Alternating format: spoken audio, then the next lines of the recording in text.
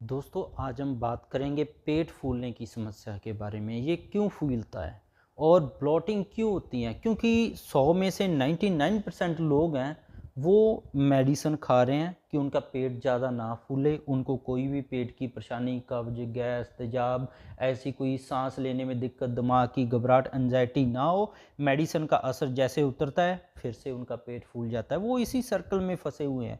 1% जो लोग हैं जो अपना परमानेंट इलाज ढूंढ लेते हैं, और आज मैं आपको बताऊंगा कैसे आप 1% लोगों में शामिल हो सकते हैं और अपने पेट फूलने की समस्या, जिससे मोटापा भी आ जाता है, थायराइड भी हो जाता है, कई लोगों को स्ट्रेस में भी बहुत ज़्यादा बढ़ जाते हैं, कईयों को दिमागी घबराहट होने लग जाती है, कईयों को नींद ज़्यादा आने लग जाती है, कईयों का कॉन्फिडेंस लो हो जाता है, क्योंकि इसका दिमाग के ऊपर भी इतना असर रहता है। इससे अकेला गैस तेजाब ही नहीं होता, और भी बहुत सारी, खून की कमी, आंखों के नीचे काले घेरे, बालों का झड़ना, कैल्शियम विटामिन डी की कमी, ऐसे बहुत सारी समस्याएं इस जो पेट फूलने से जुड़ी हुई हैं। हाथ पैरों का सुन्नापन होना, मूड डिस्टर्बेंस होना।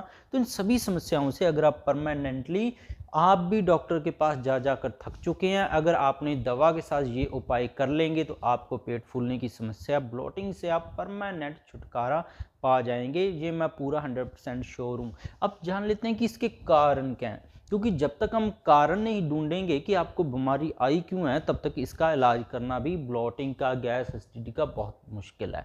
ब्लॉटिंग का जो पेट फूलने की समस्या का पहला कारण है सर्जरी। खास करके अगर आपके पित्ते की सर्जरी हुई है, पित्ते की सर्जरी होने के बाद है, पित्ते का काम हम बाहर से दवा को लेकर नहीं कर पाते हैं। तो इसलिए या तो पित्ते के ऑपरेशन के बाद कोई ऐसी दवा खाएं जो पित्ते का काम करे।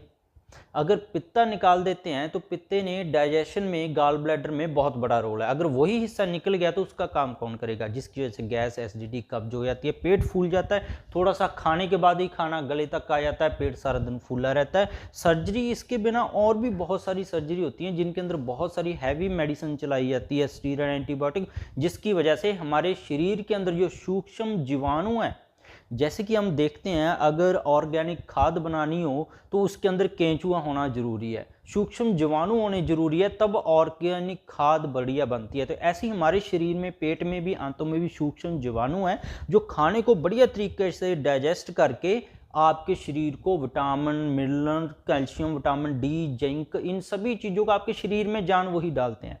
तो इन सभी दवाओं से वो मर जाते हैं। मेडिसिन चल रही है आपकी, बीपी की मेडिसिन चल रही है, हाइपरटेंशन की मेडिसिन चल रही है, खून पतला की मेडिसिन चल रही है, या यूरिक एसिड के लिए कोई मेडिसिन खा रहे हैं, स्टीरॉयड खा रहे हैं, एंटीबायोटिक खा रहे हैं, ईएसआर के लिए मेडिसिन खा रहे हैं, ये दवाएं भी पेट फूलने का काम करती हैं। इसलिए डॉक्टर पेट फूलने के लिए दवा हमेशा साथ में देता है, पर लंबा समय लेने से ये समस्या परमानेंट हो जाती है। लिवर जिनका फैटी है, लिवर का साइज बड़ा हुआ है, उनको भी पेट फूलने की समस्या आ सकती है।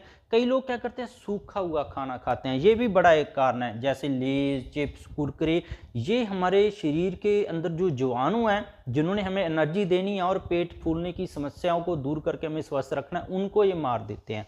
ऐसा खाना ना खाएं, स्ट्रेस में रहते हैं आप, ये भी कारण है इसका। अल्कोहल आप ले रहे हैं बहुत ज़्यादा, कैफीन मिक्स ड्रिंक है, जैसे कोक है, थम्स अप है, बहुत सारे ऐसे कोल्ड ड्रिंक्स है जिनके अंदर कैफीन अगर ले रहे हैं तो ये भी एक तरह का पेस्टिसाइड या सूक्ष्म जीवाणु मर गए तो पेट आपका फूलने लग जाना है, और किसी दवा से नहीं ठीक होना है। और फूड है जो प्रिजर्वेटिव के साथ है, आजकल जो मार्केट में खाना मिल रहा है उसके अंदर प्रिजर्वेटिव डले होते हैं, पेस्टिसाइड डले होते हैं, कि वो खाना लंबा समय तक, जो उनकी शेल्फ लाइफ है, एक बार खाना पैकिंग वाला घर पे ले आया आप, चाहे वो ब्रेड है, बिस्कुट है, वो 6 महीने तक खराब ही ना हो। उनके अंदर कुछ ऐसे प्रिजर्वेटिव डाले जाते हैं कि उनकी शेल्फ लाइफ बढ़ जाए। ऐसा खाना खाने से जीवाणु मर जाते हैं और पेट फूलने की समस्या बहुत ज़्यादा बढ़ जाती है। तो ये कुछ कारण है, कारण ढूंढकर अपने डॉक्टर से भी इलाज करा लें। तो कोई भी मेडिसिन खा रहे हैं तो अगर उसका आप होम्योपैथिक या आयुर्वेदिक उस बीमारी का इलाज शुरू कर लें तो सबसे बढ़िया है।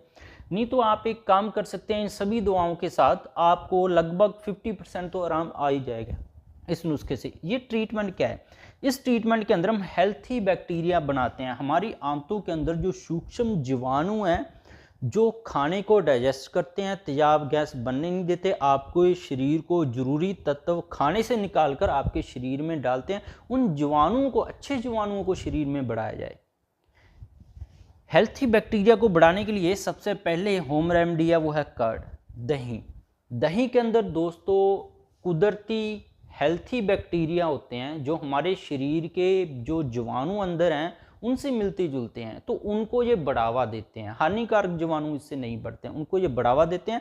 जैसे ही जीवाणु अंदर पूरे बन जाते हैं हमारी आंतों के अंदर, पेट फूलने की समस्या 1-2 दिन में ही सोल्यूशन होने लग जाता है। सुबह खाली पेट 1 कटोरी खाएं और रात को लगभग सोने से 2 घंटे पहले 1 कटोरी खाना शुरू करें। और इन चीज़ों को भी ध्यान रखें, जो मैंने डाइट बताया उसको भी बंद रखें। जो ड्राई डाइट है, सूखी रूखी भोजन को आपने दूर रखना है, ऐसे रूखे सूखे भोजन से। तो 1-1 कटोरी कर्ड, इससे हमारे हेल्थी बैक्टीरिया बनेंगे तो पेट की फूलने की समस्या अपने आप ही चली जाएगी। दूसरा है रॉ वेजिटेबल्स और जूस। कुछ ऐसी सब्जियां हैं जिनके अंदर है ये हेल्थी बैक्टीरिया बहुत बढ़िया होते हैं। जैसे टमाटर है, टमाटर के अंदर बहुत बढ़िया हेल्थी बैक्टीरिया होती हैं। ककड़ी है, ककड़ी के अंदर बहुत ही बढ़िया हेल्थी बैक्टीरिया होते हैं।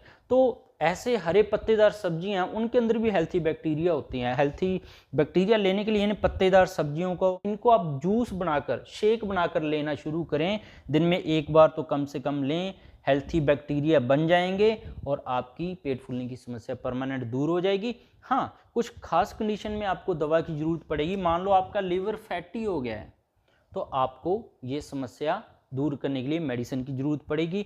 और कई महिलाओं को पीसीओडी, पीसीओएस या फाइब्रॉइड यूट्रस होती है, उनको भी हार्मोनल चेंज होकर पेट बढ़ने की समस्या, फूलने की समस्या आ जाती है, उनको भी दवा जरूरत पड़ेगी। जहाँ किसी बीमारी के लिए आपकी कोई दवा चल रही है उसकी नेचुरल मेडिसिन शुरू कर लें, आपको बिल्कुल आराम आएगा। होप है वीडियो आपको पूरी समझ आई होगी। जो जिन लोगों ने सब्सक्राइब नहीं किया है सब्सक्राइब कर लें, बेल को दबाकर नोटिफिकेशन ऑन कर लें। इसके बिना भी मेरे चैनल पर बहुत सारे हेल्थ टॉपिक्स पर वीडियोज़ हैं। गठिया, allergy, asthma, cancer, brain tumour, कैसे हम ट्रीटमेंट कर सकते हैं बिना ऑपरेशन के, हार्ट के वालों बिना बेड चेंज करवाए, एफिशिएंसी कैसे बढ़ा सकते हैं हम, कैसे हम परमानेंटली डायबिटीज़ और थायराइड का उम्र भर गोली खाने की जरूरत नहीं है, इलाज कर सकते हैं। सारी वीडियोज़ मेरे चैनल पर अवेलेबल हैं। वीडियो को लाइक और शेयर करना मत भूलिएगा। बहुत बहुत शुक्रिया।